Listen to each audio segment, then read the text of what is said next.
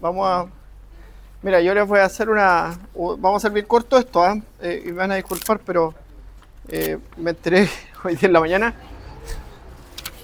que tenía unas clases para Santiago y estoy en clase, entonces los dejé en recreo. Así que vamos a... ¿Qué nivel de organización, ah? Le dije, me tinca que tengo unas clases con ustedes. Y me dice, sí, pues. Tuve que improvisar. Ya. Eh, entonces lo que vamos a hacer es lo que hicimos con el otro grupo. Este es como un examen neurológico básico que ustedes en semiología lo van a tener más adelante. ¿Ya? Pero aquí el propósito es que principalmente, como con el otro grupo, repasemos los pares craneanos. Porque en eso siempre están debiluchos. ¿Sí? Ya. Así que vamos a mirar los pares craneanos. Oye, esta cuestión, a mí va a pasar por ahí. Ya, entonces, mira, el examen, ¿cierto?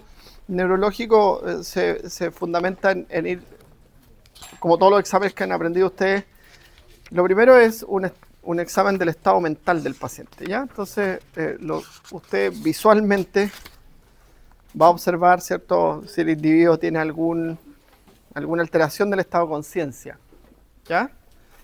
Hay otras cosas que en la psiquiatría se dan cuenta, ¿ya? Por ejemplo, que la vestimenta sea apropiada, ¿sí? Por ejemplo, en esta época uno puede observar esas disociaciones cuando hace frío extremo y no sé, y examinar a una persona que está con short y polera y hay -2 grados, no sé, ¿ya? Aunque hay algunos que de repente para llamar la atención andan así, pero uno se da cuenta, uno dice, está llamando la atención, ¿no? Pero tú observas el estado mental de las personas en esa situación, ¿ya? Los estados de conciencia se evalúan con una escala que se llama escala de Glasgow. ¿La han escuchado? Ya. Que otorga puntaje por varias cosas. Ya. En el lenguaje, ¿cierto? Se observan varias cosas. Obviamente también el psiquiatra se da cuenta de otras cosas, por ejemplo, si es verborreico. Hay gente que habla mucho y como rápido, y cosas con coherencia, sin coherencia, que son otras cosas. Que tú vayas, el psiquiatra se da cuenta de eso. ¿Ya? El neurólogo más bien ve si existe alguna alteración de la articulación del lenguaje. ¿Ya? Y esas se denominan afasias o disartrias. ¿Ya?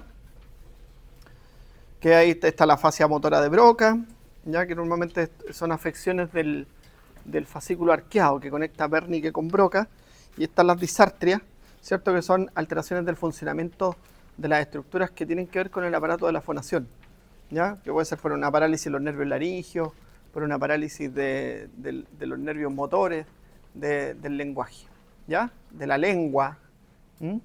Eso genera, ¿cierto?, estas alteraciones del lenguaje que se llaman disartria, que es una falla en la articulación del lenguaje. ¿Ya? Hay de las más leves a los niños que dicen el pedito, ¿cierto? Que no levantan la lengua, por eso dicen así, ¿cierto? O les cuesta pronunciar la L, que tiene que ver con... Ya que son motoras nomás. Lo fino de eso casi siempre lo hace el fonoaudiólogo, ¿ya? No lo hacen ustedes, sino que ustedes se dan cuenta si hay una disartria, ya que hay una falla en la fonación. Ya, y luego, ¿cierto? Es el examen de los pares craneanos, ¿ya? Que lo vamos a mirar. Sáltense esa hojita, ¿ya? En el sistema motor, ¿cierto? El examen básicamente evalúa la postura y el movimiento. Entonces, basta con ver a la persona caminar y hacer algunos movimientos, ¿cierto? Para darse cuenta si este sistema motor está bien. Entonces, yo veo a una persona caminar y digo, bueno, la propia sensibilidad está bien, la capacidad motora tanto de la vía piramidal como de la extrapiramidal. Hoy día vamos a empezar a ver motor, vamos a empezar con el motor autónomo. Y ahí se van a dar cuenta, ¿cierto? Uno evalúa la vía piramidal, que es consciente del movimiento, ¿cierto? Yo quiero extraer el lápiz, ¿cierto? Y me lo quiero guardar para mí. No. Una vez me compré uno de estos, nunca supe para qué servían. Ahí anda en mi casa. Lo ocupan las niñas para rayar la pared imaginariamente, porque como no tiene tinta, fantástico. Bueno, y también tú evalúas la vía extrapiramidal, que es el control inconsciente del movimiento. Entonces, en el control inconsciente del movimiento, tú le dices, levanta el brazo, ¿sí? Pero a veces tú le dices, levanta el brazo y levanta el brazo. Y es un retraso en el inicio del movimiento, tiene que ver con algo, que vamos a aprender después, ya que forma parte del sistema extrapiramidal. Tome la prueba. Tiene que ver con algo. ¿Ya? Y eso lo van a aprender. Camine. Una persona puede caminar, levante un pie, levante el otro pie, salte. Esas son respuestas motoras que uno puede asociar, ¿cierto? Por ejemplo, al equilibrio, que es súper importante en los adultos mayores, ¿cierto? Se evalúa el equilibrio. Entonces se llama estación unipodal. Cuando levantan un pie, derecha, izquierda. ¿Ya? Y uno toma el tiempo en que la persona pierde el equilibrio. ¿Ya? Y eso, por ejemplo, determina si a esa persona le vas a dar tú un carrito para que camine. ¿Ya? Bueno, se evalúan los reflejos posturales. ¿Sí? Cierra los ojos y quédese quieto. Eso no va a haber una persona va a empezar a hacer esto, ¿cierto? Y tú lo mueves, pues. Despacito, ¿sí? Lo mueves despacito. Y esa persona, y ahí estás hablando de los reflejos posturales, flexores y extensores. Ya la posición del cuello, por ejemplo, también es importante porque a veces va a haber una persona que va a estar así. ¿Sí? Y eso es una expresión sintomática de una alteración motora. Los vamos a ver en el sistema motor, que son hartas clases de sistema motor. Bueno, y los reflejos osteotendíneos, ¿cierto? Que evalúa ¿Para qué se usaban los reflejos osteotendíneos? Para evaluar los segmentos espinales. ¿Ya? Entonces, va desde la aprehensión, ¿cierto? El reflejo mentoniano que hacen aquí, ¿sí? Después pasa por los reflejos del cuello, que como flexión y extensión del cuello, los osteotendíneos del tríceps, del bíceps, del cuádriceps, del panículo, ¿sí? Yo le paso el lapicito por la guatita y hace como eso, ¿sí? Se detiene uno mucho en las extremidades, ¿no es cierto? Porque se evalúa la función de los plexos. Y el plexo completo se hace del plexo braquial, el plexo lumbar y sacro, ¿ya? Y los reflejos paniculares, ¿cierto? Normalmente son más sencillos porque la capacidad sensitivo-motora del tórax y el abdomen es menor, ¿cierto? Ya. Entonces, bueno, ahí está el examen del paciente en coma, que viene como un anexo al final, ¿ya? Pero una cosa que es importante, que yo siempre hago este taller para que usted repase los pares craneanos, porque están involucrados en todo. Entonces vamos a ir haciendo conmigo un ratito y después ustedes solitos los voy a dejar, ¿ya? Los pares craneanos. Entonces el primer pan es el olfatorio, que su función es meramente sensitiva, ¿cierto? Absolutamente sensitivo. Entonces se usa para explorar los aromas del ambiente, ¿ya? Y ahí tenemos, ¿cierto?, que identificar un aroma conocido. Entonces, la menta, la vainilla, la canela, que son aromas conocidos por las personas, ¿cierto? Tú le puedes pasar para que sienta ese aroma, ¿sí? Y con ese aroma tú te das cuenta si esta persona tiene la capacidad olfatoria intacta. Lo único que tiene que tener cuidado es que no sea un nervio un aroma irritante, porque los aromas irritantes estimulan al nervio trigémino, que también tiene terminales nerviosas en la cavidad nasal. ¿Ya? Otro nervio que tiene terminales nerviosas en la cavidad nasal es el nervio facial. Y ese tiene otra función, ¿sí? Es aumentar la secreción nasal. ¿Ya? Bueno. Entonces, obviamente, si tú ves que una persona está resfriada, esto puede estar alterado, ¿cierto? Porque la hipersecreción nasal, ¿cierto? Estos normalmente son unos nervios que están así, en la lámina cribosa etmoides que emergen y tienen una pequeña película de secreción mucosa, pero si hay mucha secreción, es difícil, ¿cierto?, que usted pueda evaluar ese nervio. ¿Ya? Ya, el nervio óptico es totalmente sensitivo también, ¿cierto? Y lleva la información visual. ¿Ya? Entonces se hace una exploración de la visión, ¿cierto? Sencillamente tú te das cuenta si ve o no ve, ¿sí? Hay un examen más complejo que le hace el oftalmólogo, ¿cierto? Para ver la capacidad visual, que eso es distinto. ¿Ya? Nosotros vemos cosas sencillas, como por ejemplo, si ve, si distingue colores básicos y eso, nada más. ¿Ya? Pero sí se usa como componente sensitivo para evaluar otro aspecto, por ejemplo, el reflejo pupilar, que la vía aferente ahí es el nervio óptico. ¿Ya? Bueno, se evalúa el fondo de ojo, que el fondo de ojo mira las características del fondo de ojo, ¿cierto? Que en personas como, por ejemplo, personas que tienen diabetes, personas que tienen hipertensión, eso puede estar alterado. ¿Ya? Porque la diabetes produce la retinopatía diabética, que es una afección de la retina provocada como consecuencia de esta enfermedad que afecta a la microcirculación. O la hipertensión produce el desprendimiento de la retina como consecuencia de la hipertensión, que es un daño vascular también, ¿cierto?, de la retina. La percepción visual, ¿cierto?, como decía yo, se ve reconociendo estas letras, reconociendo objetos. Y el campo visual. Siempre hay un campo visual nasal, ¿ya? Un campo visual temporal. Y hasta ahí llegamos, ¿cierto? Nasal y temporal. ¿Sí? No vemos en 360, ¿sí? Sino que vemos en... ¿Cuánto? 180. En 180. 180. Claro. En 180. Qué raro sería ver en 360, ¿no? Qué raro. Sería súper raro. Ve, hasta ahí no llegado. ¿Sí? Bien. Ya. Después tenemos el oculomotor. O el nervio, el tercer par craneano. Ese tercer par craneano o oculomotor es súper interesante, porque tiene un componente motor somático que controla los músculos extraoculares. ¿Ya? Los músculos extraoculares. Entonces permite, ahí se evalúa de dos formas.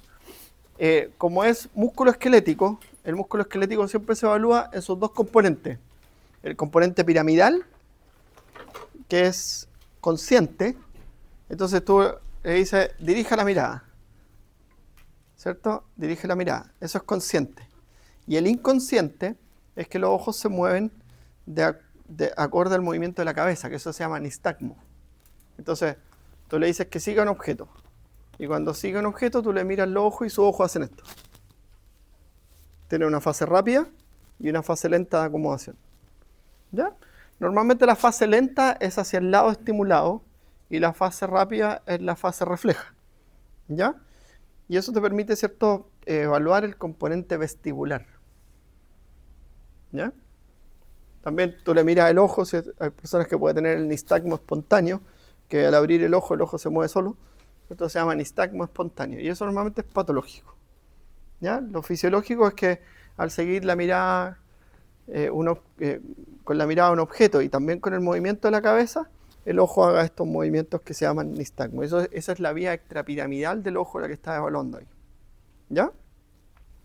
Y también con el sistema parasimpático, nosotros controlamos una parte motora parasimpática que tiene el tercer par craneano, que es el diámetro de la pupila. ¿Ya? La pupila es un espacio, y esto métanselo en la cabeza. Y como es un espacio, no se contrae ni se dilata, sino que se abre y se cierra. ¿Ya? Entonces, el tercer par craneano o el nervio parasimpático controla el cierre de la pupila. ¿Tiene un plumón? No traje plumón, se me quedan los plumones. ¿Sí? ¿Tiene uno? Gracias. Gracias, Luciano. Entonces, la pupila, lo vamos a aprender en la tarde, o lo vamos a empezar a ver en la tarde, tiene dos músculos. Ay, me equivoqué. Dos músculos. Un músculo que se denomina músculo circular de la pupila, y un músculo que se llama músculo radial de la pupila, del iris, perdón. Esto es el iris, esta es la pupila, el espacio, ¿cierto? Entonces, el sistema parasimpático inerva a este músculo, al músculo circular del iris. Entonces, cuando lo estimula, se cierra la pupila. Y el sistema simpático inerva al músculo radial del iris. Entonces, cuando lo estimula, la pupila se abre. El cierre de la pupila se llama miosis y la apertura de la pupila se llama midriasis, que es cierre y apertura, nunca contracción, porque ambas son contracciones. ¿Se dan cuenta, cierto? La contracción del músculo radial cierra la pupila y la contracción del músculo, abre la pupila, perdón, y la contracción del músculo circular cierra la pupila. ¿Ya? Entonces, con eso tú evalúas la función parasimpática y esto se integra, mira, así.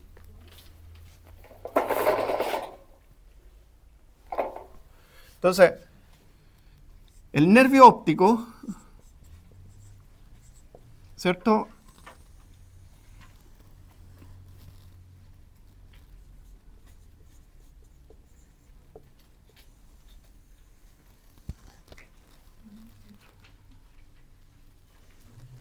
¿Reconocen eso, cierto?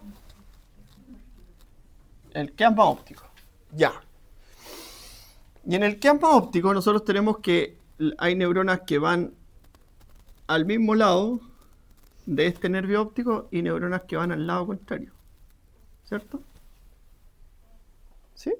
Unas que decusan y otras que siguen por el mismo lado. Entonces, las que van por el mismo lado se llaman ipsilaterales y las que van al lado contrario se llaman contralaterales. ¿Ya? Y también, ¿cierto? De este nervio óptico hay unas que van por el mismo lado y otras que van a pasar al lado contrario. ¿Ya? ¿Dónde llega esta información óptica? Porque este es el nervio óptico, el chiasma óptico, el tracto óptico, al cuerpo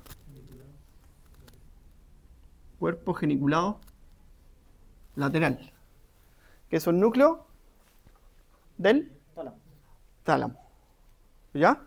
Entonces, tálamo siempre integrado, ¿cierto? El tálamo va a llevar esto, ¿cierto?, a la corteza occipital. ¿Sí? Entonces uno va a decir el Diego. Yo lo conocía a Diego. ¿Sí? Y lo integro. Mi estudiante de medicina, ¿cierto?, de la Universidad Mayor, de Temuco. Eso integro yo cuando voy por la calle, ¿cierto? Yo conozco a mucha gente que, imagínense a esta altura, después de 22 años haciendo clases, es como un hola, hola, hola, hola, hola, hola, hola. ¿Sí? Bueno. Pero también esto lleva una información desde el tálamo a un núcleo que se llama núcleo pretectal. ¿Ya? Que hay un núcleo pretectal derecho y un núcleo pretectal izquierdo. Y desde ese núcleo pretectal viene la inervación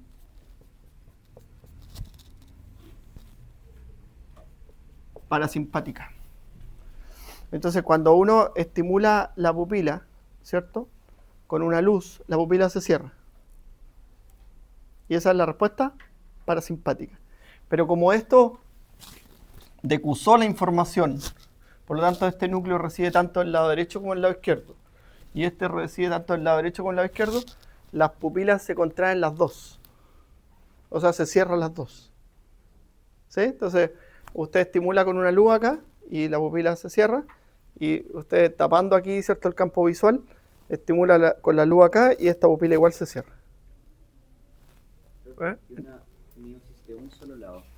Ya, eso es una alteración. Pues. Entonces, si yo tengo una miosis de un solo lado, ya, por ejemplo, hay una alteración que se llama síndrome de Horner, que tú tienes a una persona así. ¿Ya? Entonces, bueno, el síndrome de Horner es más fácil porque tú ves que el párpado se cae también en ese ojo.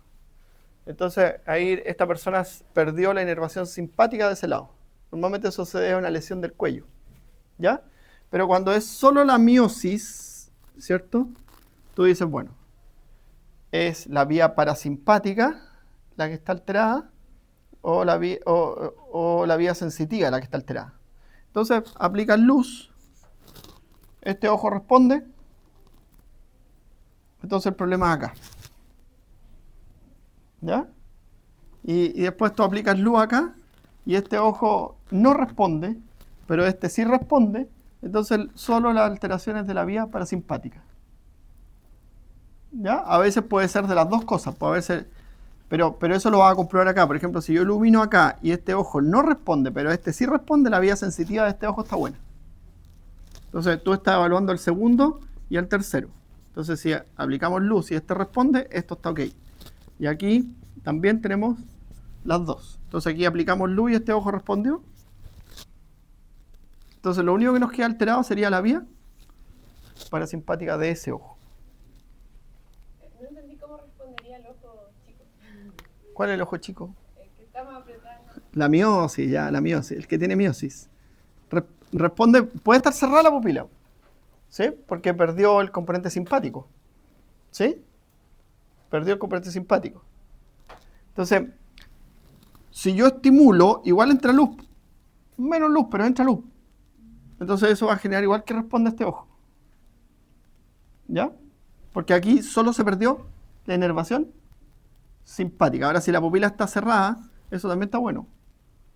¿Sí? Pero falta el componente, el tercer componente que evaluamos, el sistema simpático, que es el que controla la apertura de la pupila. ¿Ya? Entonces, si esta pupila cierra y después se vuelve a abrir cuando le sacamos la luz, el componente simpático está. ¿Ya? Pero si esta pupila está cerrada y nosotros aplicamos luz, esta responde, esta sigue sin responder, ¿sí? Pero no se abre después de aplicar la luz, ¿cierto? Nosotros decimos que la vía simpática es la que está alterada. ¿Ya? Porque si la pupila está cerrada es porque la vía parasimpática está funcionando. ¿Ya? Bueno. El cuarto y el sexto los evaluamos acá. Igual. También los evaluamos. El cuarto y el sexto son los oculomotores y que controlan los músculos extraoculares. ¿Se acuerdan de eso? Entonces, el tercero inerva todos los músculos del ojo menos al recto lateral, que lo controla el abducens. El abducens inerva al recto lateral y también inerva al retractor del ojo. Entonces, antes se hacía un reflejo, ahora no se hace, que se llama reflejo corneal, que el ojo se va como hacia adentro cuando lo tocáis. Ya no se hace porque es muy invasivo, puede generar una infección, no sé. ¿Ya? Se hace con una técnica que se aplica calor, pero es súper extraño, ¿no? Tenéis que dudar de eso para ir a buscar algo tan específico como eso. ¿Ya? Y el troclear es el que rota el ojo. ¿Ya? Ya, esos pares craneanos se evalúan observando los ojos. Porque tú puedes tener una persona, pero también puedes tener esto. O también puedes tener esto. ¿Cómo se llama eso? Estrabismo. Entonces, el estrabismo ventromedial normalmente se debe a una afección del septo parcraniano. El estrabismo lateral se debe a una afección del sexto parcraniano. ¿Ya? Perdón, del tercer parcraniano. Entonces, el que queda malo, el ojo se va hacia allá, hacia el que está bueno. ¿Cierto? Entonces aquí si falla el tercer parcraniano, el ojo está girado hacia el lateral, porque el abducen de ese ojo, perdón esto, ¿ya? El abducen de ese ojo, no me gusta que me dé esto, perdón. Ah, ya. Pero bueno, todas las personas tenemos algún problema, ¿ya? El abducen del lado, ¿cierto? Hacia el lado, sigue empujando. Entonces, como no está el parasimpático, el ojo no se va hacia medial. ¿Ya? Bueno. Ya. Bueno. Y el cuarto par craneano lo evaluamos cuando uno asciende o desciende. Porque esa acomodación del ojo en rotación te permite subir y bajar. Entonces, subir y bajar escaleras, por ejemplo. Entonces, las personas que normalmente tienen una alteración del cuarto par craneano, cuando suben o bajan escaleras, se les genera diplopía. Que eso es, ven doble. Empiezan a ver doble los escalones. ¿Ya? Y eso es complicado. ¿Ya? ¿Lo entienden? Ya. Bueno, sigamos. Vamos avanzando, ¿cierto? En el quinto ya vamos, ¿sí? Ya, el quinto es el trigémino. Entonces, el trigémino sensitivo de la cara, ¿ya? Dijimos nosotros que la cavidad nasal, en el ojo, en la boca, lo vamos a evaluar con irritantes, pero no vamos a hacer esa evaluación, pues, ¿cierto? Este responde a irritantes. Entonces, por ejemplo, nos responde a los sabores, ¿ya? Hola chiquillos, buenos días, ¿cómo están? Hola, chiquilla. Nos responde a los sabores. A los sabores. ¿Quién responde a los sabores? ¿Él? Ah, a los sabores. El gusto. ¿Quién tiene que ver con el gusto? El facial y el glosofaringio. 2/3 anteriores de la lengua.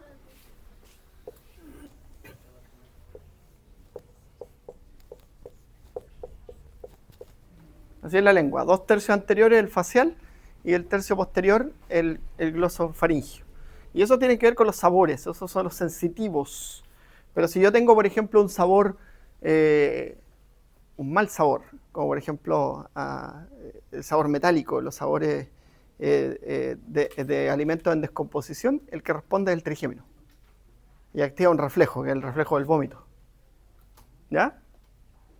En la cavidad nasal igual, pues dijimos que los aromas, el olfatorio, pero los irritantes, el trigémino. ¿Sí? En el caso del ojo igual, ¿cierto? Este reflejo que se hacía de retracción del ojo era cuando nosotros estimulábamos, ¿sí? Y bueno, a veces ocurre que el ojo también responde irritante y ahí está el trigémino, eso hace que el ojo se ponga rojo, ¿sí? Ese es trigémino, ¿ya? Bueno, pero el trigémino también nosotros evaluamos la sensibilidad de las 3 ramas: órbito frontal, maxilar y mandibular. Y evalúa usted la sensibilidad superficial, ¿cierto? Fina, con un aparatito que trae el martillo pleximétrico, que es como una agujita sin punta, y otro trae un cepillito que tiene unas cuerdas, unas cerdas bien gruesas, un cepillito, y con eso se evalúa la sensibilidad gruesa. Y se hacen los 3 con la agujita y ahí evalúa, ¿cierto?, los 2 lados del trigémino. ¿Ya? Para evaluar la sensibilidad del trigémino. Bueno, el trigémino también tiene que ver con la masticación, ¿ya? Con el massétero y el pterigoideo. Entonces ahí se evalúa el reflejo mentoniano. ¿Ya? Ya. Bueno, el facial es particular porque el facial tiene que ver con músculos de la mímica, ¿cierto? Músculos de la mímica, ¿sí? Entonces tú le dices que cambie la expresión facial, que sonría, que se enoje, que sople. Entonces ahí tú evalúas el movimiento de la cara. Y para eso, para descartar hemiparesia o hemiplegia. ¿Ya? De hecho hay una hemiplegia frontal que tiene que ver con el daño en un área del cerebro, y la hemiplegia que lo vemos en motor.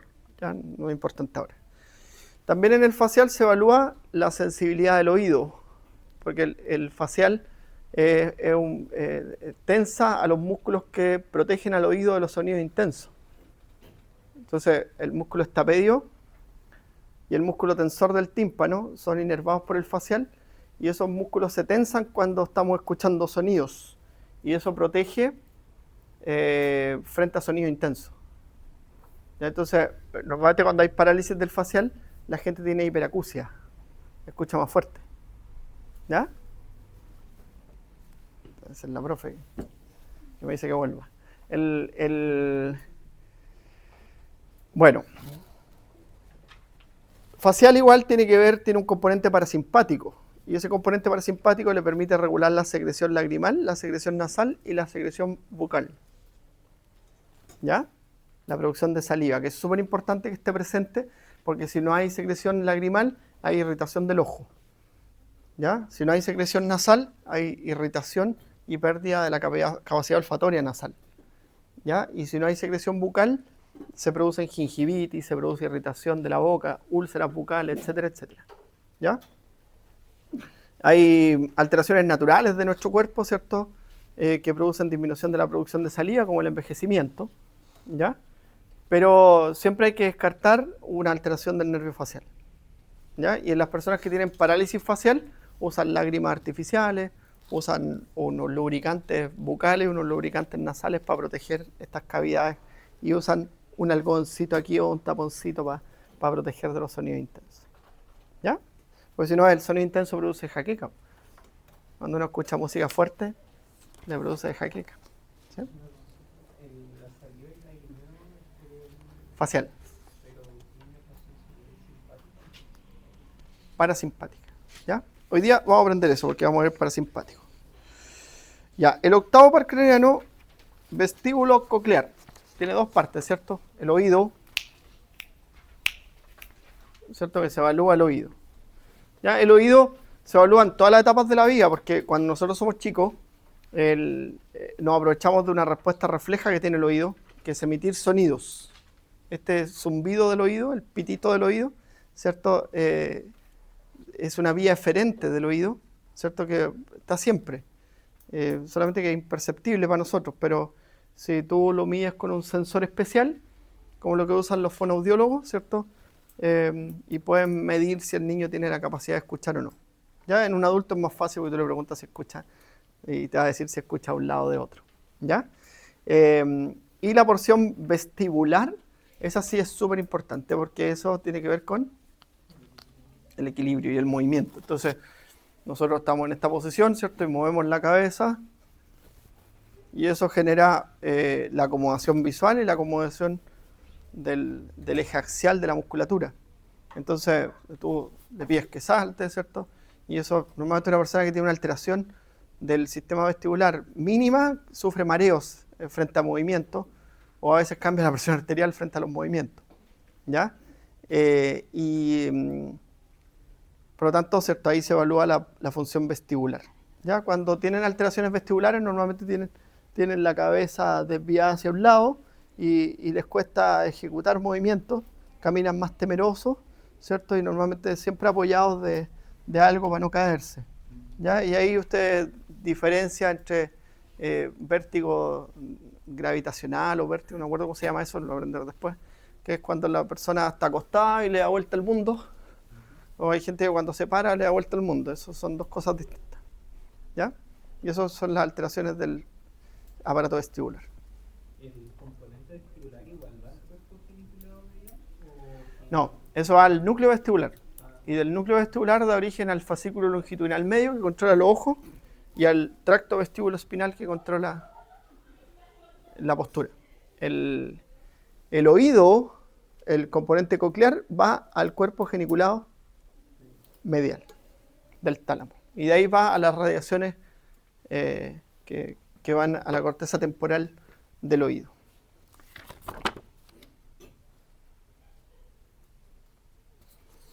Ya, nos queda el glosofaringio, ¿cierto? El glosofaringio tiene que ver con la deglución, ¿ya? Entonces, la capacidad de deglutir, ¿cierto? Es propia del glosofaringio, ¿sí? Y también tiene que ver con la fonación, ¿ya? Entonces se evalúa de esa forma, ¿sí? Entonces, aquí dice, ¿cierto? Examinar sensibilidad gustatoria, por ejemplo, a sabores conocidos como la sal y el azúcar, ¿ya? También, ¿cierto? Tiene que ver con la deglución. El vago sí que es importante, ¿cierto? El vago es súper importante, es el principal nervio motor parasimpático, ¿cierto? Y controla la actividad de las vísceras torácicas, de las vísceras abdominales, ¿sí? Y bueno, básicamente, ¿cierto? Se observa su funcionamiento y se evalúa a través de los reflejos vagales que no se aplican, ¿cierto? Pero puede estar que una persona lo tenga aumentado, por ejemplo, cuando se para se marea, cuando se mueve, ¿cierto? Y hay que conocerlo los reflejos vagales que son estimulados, por ejemplo, cuando una persona hace el esfuerzo de defecar o el esfuerzo de miccionar o cuando se le pone una paletita aquí en como para estimular la arcada, ¿cierto? Esos son reflejos vagales. Son buenos, ¿por qué? Porque contrarrestan siempre la actividad simpática, ¿ya? Y lo vamos a ver en la tarde, ¿ya?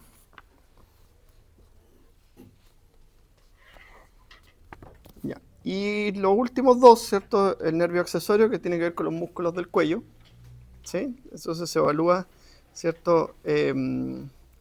Los movimientos de la cabeza. ¿Sí? Y el hipogloso, que tiene que ver con la musculatura de la lengua. Y ahí tiene que ver con la capacidad de hablar, de deglutir, saque la lengua, levante la lengua. ¿Sí? Y esos movimientos. Normalmente, las personas que tienen parálisis del hipogloso, tú le abres la boca y tiene la lengua desviada hacia un lado. Hacia el lado en que está la parálisis. ¿Ya? Esos son los pares cranianos. Ya, entonces ahora la actividad que tienen que hacer, que lo pueden hacer, van a quedar libres. Pero yo quiero que lo hagan. Entonces, es leer el resto del examen neurológico y tratar de preguntarse entre ustedes, ir haciendo entre ustedes, ¿cierto?, las actividades que aparecen ahí. ¿Ya? Había una prueba de salida, ese día no le hice prueba de salida a sus compañeros del martes, porque tenían una prueba de no sé qué cosas, pues. Y pucha, sería mal aplicarle una prueba si tienen prueba de otra cosa, ¿cierto? Yo les dije que aquí no van a sufrir más de lo que hace sufrir lo difícil que es estos contenidos de materia, ¿ya? Así que yo los voy a ayudar en la medida que pueda, para que aprendan y no lo pasen mal, ¿ya? Así que, bueno, ahora les pido entonces que traten de hacer esto, leer esta guía y trabajar entre ustedes, entre pares, ¿cierto? Normalmente se dividen de a dos y se van haciendo el examen, van preguntándose cosas y divirtiéndose, finalmente van a terminar aprendiendo. ¿Ya? Ahora los voy a dejar, pues como les dije, tengo que entrar a una clase. Y nos vemos la tarde. Tenemos autónomo hoy día. ¿Ya? Pregunta muy ingenua. Esta materia del taller igual es parte de la prueba, ¿cierto? Sí, bueno. ¿Ya? ¿Para quién sería este? Se lo regalo. Ya, este es mío. Ya, este es mío.